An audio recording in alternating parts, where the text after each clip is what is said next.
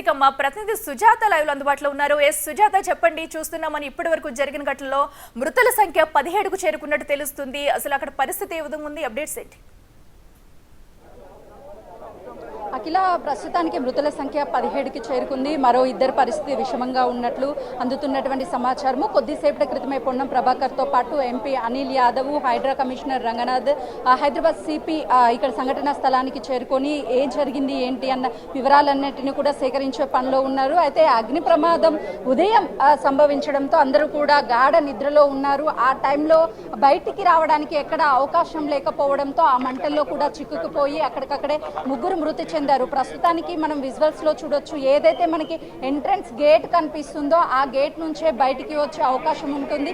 ఈ లోపలికి వెళ్ళడానికన్నా రావడానికైనా ఒకే గేట్ ఉంది. అందులోనూ లోపల ఉన్నటువంటి అన్ని షాప్స్ మాత్రం ఉన్నాయి. కొన్ని ఇల్లులు కూడా ఉండడంతో అందులో నివాసం ఉంటున్నటువంటి వాళ్ళు మాత్రమే ఆ షాప్స్ కి సంబంధించినటువంటి వాళ్ళు ఉంటున్నారు. అక్కడికక్కడ ముగ్గురు మృతి చెందినట్లుగా కూడా అటు అధికారులు చెప్తున్నారు. మేయర్ గద్వాల్ విజయలక్ష్మి కూడా కొద్దిసేపటి క్రితమే ఇక్కడికి చేరుకుంది. బిల్డింగ్ కి సంబంధించి ప్రమాదం ఎలా జరిగింది ఏంటి అన్న వివరాలన్నిటినీ సేకరిస్తున్నారు. అటు రెస్క్యూ టీం లోపలికి వెళ్ళేటువంటి సమయంలో కూడా ఎక్కడ దారి లేకపోవడం వల్లనే వాళ్ళని బయటికి తీసుకొచ్చేటువంటి టైంలో చాలా రిస్క్ చేశారు. లోపల పైన రోప్స్ వేయడంతో పాటు చుట్టుపక్కల ఉన్నటువంటి బిల్డింగ్స్ దారి నుంచి వెళ్ళడానికి అవకాశం లేకపోవడం వల్ల ఫస్ట్ ఫ్లోర్ లో చెలరేగినటువంటి మంటలు సెకండ్ ఫ్లోర్ కి వ్యాపించడము, చుట్టుపక్కల ఉన్నటువంటి షాపులకి వ్యాపించే లోపే మంటలన్నింటినీ కూడా అదుపు చేశారు. అయితే మంత్రి కిషన్ రెడ్డి మీడియాతో మాట్లాడుతూ కూడా అటు ఫైర్ అధికారుల దగ్గర సంబంధిత ఎక్విప్మెంట్స్ లేవు, ఇంకా ఉండాలి, కానీ మేము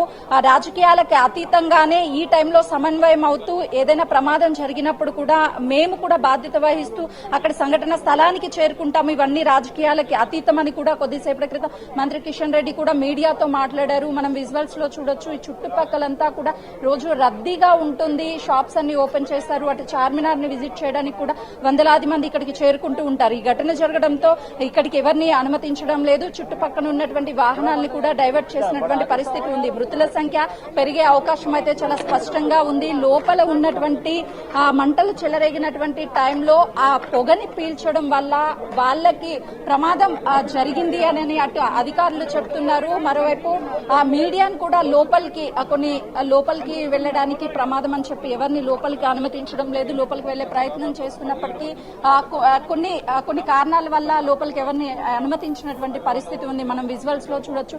పూర్తిగా బందోబస్తుని ఏర్పాటు చేశారు పోలీసులు, ఫైర్ అధికారులు నాన్ స్టాప్ గా ఉదయం 6 గంటల నుంచి ఇప్పటి వరకు ఇంకా శ్రమిస్తూనే ఉన్నారు. ఏదైతే ఫైర్ జరిగినటువంటి ప్రాంతంలో మంటల్ని అదుపులోకి తీసుకొచ్చారు. చుట్టుపక్కల ఉన్నటువంటి బిల్డింగ్ లోకి మంటలు వ్యాపించకుండా ఉండేందుకు కూడా అధికారులు చర్యలు తీసుకున్నారు. కానీ చాలా చిన్న ప్రాంతం కావడంతో ఇరుకిరుకు గదులు ఉండడంతో లోపలికి వెళ్లడం చాలా ఇబ్బందికరంగా మారినప్పటికీ వాళ్ళందరినీ కూడా బయటికి తీసుకువచ్చారు.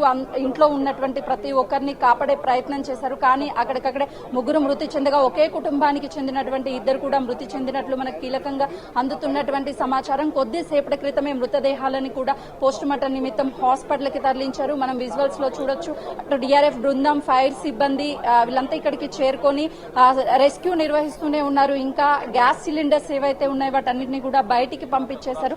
మంటలు ప్రస్తుతానికి అదుపులోకి వచ్చాయి, కానీ పక్కనే ఉన్నటువంటి షాప్స్ ని మాత్రం ఓపెన్ చేయలేదు. ఆ షెల్టర్ లోపల పొగ ఉండే అవకాశం ఉంటుంది కాబట్టి ఇప్పుడిప్పుడే ఆ షాప్స్ ని కూడా తెరిచే ప్రయత్నం చేస్తున్నారు. ఒకవేళ షాప్ లో మంటలు కానీ ఉంటే ఆ మంటలు అనేవి పక్క షాపులకి వ్యాపించడం చాలా త్వరితగతిన వ్యాపిస్తాయి.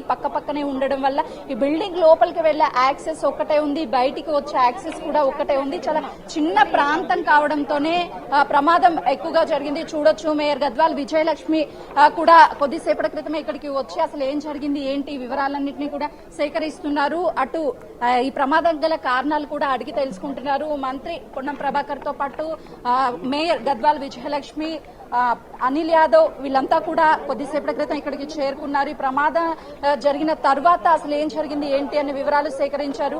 బాధిత కుటుంబాలకు కూడా ఆర్థిక సహాయం అందిస్తాము, ముఖ్యమంత్రి రేవంత్ రెడ్డి ఆదేశాల మేరకు ఇక్కడికి వచ్చాము, కుటుంబ సభ్యులను కూడా హాస్పిటల్కి వెళ్లి పరామర్శిస్తాము, మరొకసారి ఇలాంటి ఘటనలు జరగకుండా ఉండేందుకు చర్యలు కూడా తీసుకుంటాము అని చెప్తున్నారు. రంగనాథ్ హైడ్రా కమిషనర్ తను కూడా లోపలికి వెళ్లి ఏం జరిగింది ఏంటి అనే వివరాలను కూడా సేకరించారు. మనం విజువల్స్ లో చూడొచ్చు. బాధిత కుటుంబ కుటుంబాలకి ఖచ్చితంగా కూడా భరోసాగా ఉంటాము, ఆర్థిక సహాయం అందిస్తాము అని చెప్పేసి వాళ్ళు చెప్తున్నటువంటి పరిస్థితి ఉంది. ఈ ఘటన జరగడంతో ఒకసారిగా చుట్టుపక్కల వాసులంతా కూడా భయభ్రాంతులకు గురి అవుతున్నారు. ఈ చిన్న ప్రాంతము ఇదంతా, ఇందులో మంటలు చెలరేగినప్పుడు లోపలికి అధికారులు వెళ్లాలన్నా ఎవరు వెళ్లాలన్నా కొంతవరకు కష్టంగానే ఉంటుంది. కానీ అప్పటికి లోపలికి వెళ్లి వీళ్ళంతా కూడా హాస్పిటలైజ్ చేయడం జరిగింది. మళ్ళీ వాళ్ళ ఎంతమంది చనిపోయారో దాని పూర్తి డీటెయిల్స్ ఇప్పటి వరకు రాలేదు. మంత్రి గారు పున్నం ప్రభాకర్ గారు అదేవిధంగా ముఖ్యమంత్రి గారు స్వయంగా మానిటర్ చేస్తున్నారు. విక్టిమ్స్ ఒక ఫ్యామిలీస్ తో కూడా ముఖ్యమంత్రి గారు స్వయంగా మాట్లాడడం జరిగింది. ఇక్కడ నుంచి మేము హాస్పిటల్కి వెళ్ళి అక్కడ ఉన్న అంటే ఎంతమంది ఉన్నారు, వాళ్ళు ఎగ్జాక్ట్ ఏం జరిగిందో ఎగ్జాక్ట్ ఫిగర్స్ ఏమున్నాయో కూడా మేము చూసుకోవడానికి తెలుస్తుంది. ఇప్పటివరకు అఫీషియల్ కన్ఫర్మేషన్ ఏం లేదు. మాకు తెలిసిన విషయం ఏంటిదంటే 17 members హ్యావ్ బీన్ సివియర్లీ అంటే 17 members నల్లో ఫైర్ ఇన్సిడెంట్లో వాళ్ళందరూ ఉన్నారు. బట్ అందులో కొంతమంది ఆల్రెడీ చనిపోయారని చెప్పారు. టోటల్ ఎంతమంది చనిపోయారో దాని మొత్తం పూర్తి ఫిగర్స్ రాలేవు. ఉస్మానియా హాస్పిటల్కి వెళ్ళి అక్కడ ఏం పరిస్థితి ఉందో తెలుసుకోవడానికి చూడొచ్చు. ప్రస్తుతానికైతే మాత్రం 17 మంది అఫీషియల్ గా చనిపోయారు అని చెప్పేసి చెప్తున్నారు. మనం విజువల్స్ లో కూడా చూడొచ్చు.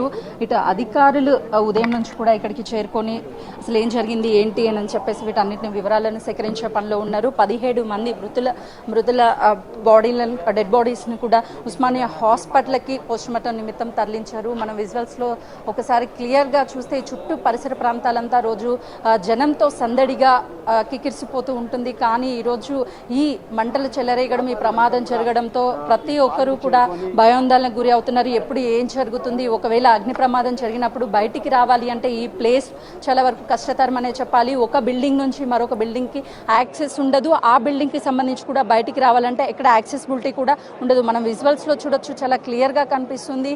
చాలా చిన్న చిన్న భవనాలు అయినప్పటికీ ఇరుకిరుగ్గా ఉంటాయి. లోపలికి వెళ్ళడానికి కూడా స్కోప్ అనేది ఉండకపోవడం, బయటికి రావడానికి కూడా ఇబ్బంది. ప్రస్తుతం నాగిరెడ్డి కూడా ఫైర్ మాట్లాడుతున్నారు. ఆయనతో మాట్లాడించే ప్రయత్నం చేద్దాము.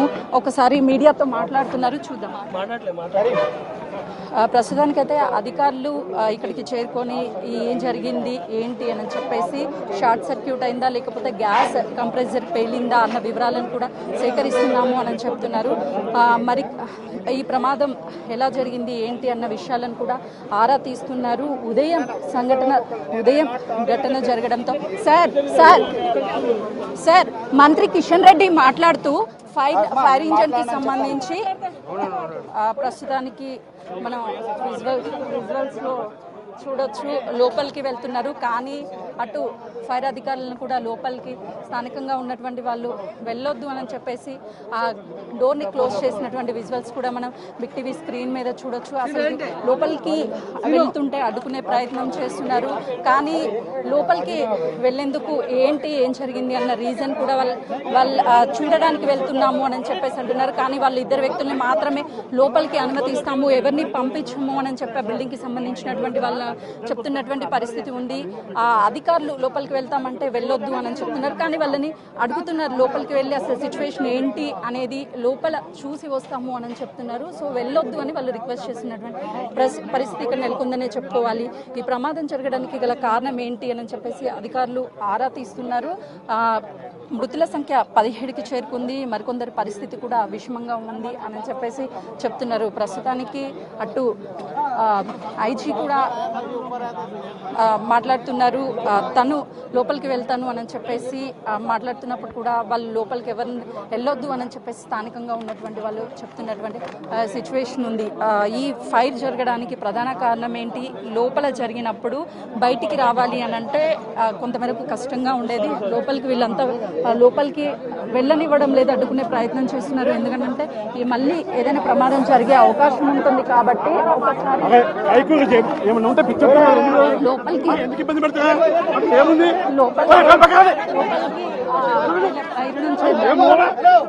కానీ ఎవరిని ఎలా చేయనటువంటి చెప్పుకోవచ్చు. కొంతమేరకు ఉద్రిక్తత వాతావరణమే చోటు చేసుకుంది.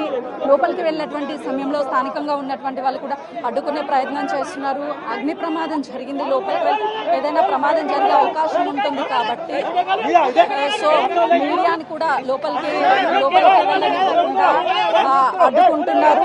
మనం విజువల్స్ లో కూడా చూడొచ్చు, చాలా క్లియర్ గా అటు అధికారులు లోపలికి వెళ్ళారు. అసలు ఏం జరిగింది ఏంటి అన్న సిచ్యువేషన్ ని కూడా బయటకు వచ్చిన తర్వాత మాట్లాడే అవకాశం కనిపిస్తుంది. పోలీసులు కూడా లోపలిని ఎవరిని అలౌ చేయడం లేదు, బయటే ఉండండి, లోపల ఇంకా కూడా మంటలు ఉండే అవకాశం ఉంటుంది, లోపల ప్రమాదం జరిగే అవకాశం ఉంటుంది, లోపలికి వెళ్తానని భావించినటువంటి అధికారులు బయటనే ఆపివేస్తున్నారు. పోలీసులు కూడా పూర్తి స్థాయిలో భద్రతా సిబ్బందిని ఏర్పాటు చేశారు. బయట వ్యక్తులు కానీ మీడియా కానీ ఎవరు లోపలికి వెళ్ళొద్దు, ప్రమాదం జరిగే అవకాశం ఉంటుంది. ఉదయం చెలరేగినటువంటి మంటలు ఇంకా ఎక్కడైనా సరే పొగ దట్టమైన పొగ లోపల ఉంటే ప్రమాదం ఎక్కువయ్యే అవకాశం ఉంటుంది. కాబట్టి ఎవరిని అలో చేయనటువంటి సిచ్యువేషన్ నెలకొందనే చెప్పాలి. ప్రస్తుతానికి మంటలను అదుపులోకి తీసుకొచ్చారు అధికారులు. కానీ ఏం జరిగింది ఏంటి అన్న విషయాన్ని అన్నిటినీ కూడా సేకరించే పనిలో ఉన్నారు. హైడ్రా కమిషనర్ రంగనాథ్తో పాటు అటు ఫైర్ ఐజీ నాగిరెడ్డి వీళ్ళంతా కూడా ఇక్కడికి చేరుకొని సంఘటనా స్థలానికి అసలు ఏం జరిగింది, మృతుల సంఖ్య ఎంతమందికి చేరుకున్నారు, వీటన్ని వివరాలను కూడా సేకరించి మరొకసారి ఇలాంటి ఘటన జరగకుండా ఉండేందుకు అధికారులు చర్యలు తీసుకుంటామని చెప్తున్నారు. పక్కనే ఉన్నటువంటి బిల్డింగ్ లోపల నుంచి హోల్డ్ చేసి వెళ్ళకపోతే ప్రమాదం ఇంకా తీవ్ర స్థాయిలో అయ్యి ఉండేది. ఆ స్కోప్ గోడకి రంధ్రాలు చేసి లోపలికి వెళ్ళారు. యాక్సెసిబిలిటీ ఎక్కడా కూడా మనకు కనిపించడం లేదు. లోపల షాప్లో నుంచే లోపలికి వెళ్ళాలి, బయటికి రావాలన్నా అక్కడే రావాలి. ప్రస్తుతానికి హైడ్రా కమిషనర్ రంగనాథ్ కూడా మీడియాతో మాట్లాడే అవకాశం ఉంది. తను మాట్లాడించే ప్రయత్నం చేద్దాం. కానీ ఇక్కడ నుంచి సంఘటన స్థలం నుంచి హైడ్రా కమిషనర్ రంగనాథ్ కూడా వెళ్ళిపోతున్నారు. బాధిత కుటుంబాలకి మాత్రము ప్రభుత్వం ఆర్థిక సహాయం చేస్తుంది అని మంత్రి పొన్నం ప్రభాకర్ చెప్పారు. కేంద్ర మంత్రి కిషన్ రెడ్డి మాట్లాడుతూ కూడా కేంద్రం నుంచి ఆర్థిక సహాయం అందిస్తాము, బాధిత కుటుంబాలకి ఇలాంటి ఘటనలు జరగకుండా ఉండేందుకు చర్యలు తీసుకోవాలి ప్రభుత్వము అని చెప్పేసి తను మీడియాతో మాట్లాడారు. ప్రస్తుతం బిగ్ టీవీ స్క్రీన్ మీద చూడొచ్చు, లోపలికి ఎవరిని అలో చేయడం లేదు. హైదరాబాద్ సివి ఆనంద్ మరొకసారి లోపలికి వెళ్తున్నారు. అక్కడ జరిగినటువంటి సంఘటన అంతా కూడా పరిశీలిస్తున్నారు. ఏం జరిగింది ఏంటి అని అధికారులు కూడా అడిగి తెలుసుకుంటున్నారు. ఫైర్ అధికారులతో పాటు సిబ్బంది వాళ్ళంతా ఇక్కడ జరిగినటువంటి ప్రమాదాన్ని మంటల్ని అదుపు చేయడానికి ఉదయం నుంచి దాదాపు 15 ఫైర్ ఇంజన్ల సహాయంతో మంటల్ని అదుపులో చేశారు. కానీ పక్కనే ఉన్నటువంటి షాపుల్లో కొంత మేరకు ఇంకా పొగ కావచ్చు, లేకపోతే ఏదైనా ఉండొచ్చేమని చెప్పి షటర్లు కూడా తీయలేదు. ఇప్పుడిప్పుడే పక్కనే ఉన్నటువంటి షటర్స్ వాటన్నిటిని కూడా ఓపెన్ చేస్తారు. ప్రస్తుతానికి లోపల ఉన్నటువంటి మంటల్ని అదుపు అయ్యాయి అనుకుంటే మాత్రం ఖచ్చితంగా పక్కనే ఉన్నటువంటి షెల్టర్ని కూడా ఓపెన్ చేసే అవకాశం ఉంటుంది. లేదు అనంటే ఆ పక్కనే ఉన్నటువంటి షెల్టర్ని కూడా ఓపెన్ చేయరు. ఆ నిప్పు రవ్వలు ఏవైనా సరే బట్టల షాప్లోకి వెళ్ళాయంటే ప్రమాదం ఇంకా జరిగే అవకాశం ఉంటుంది.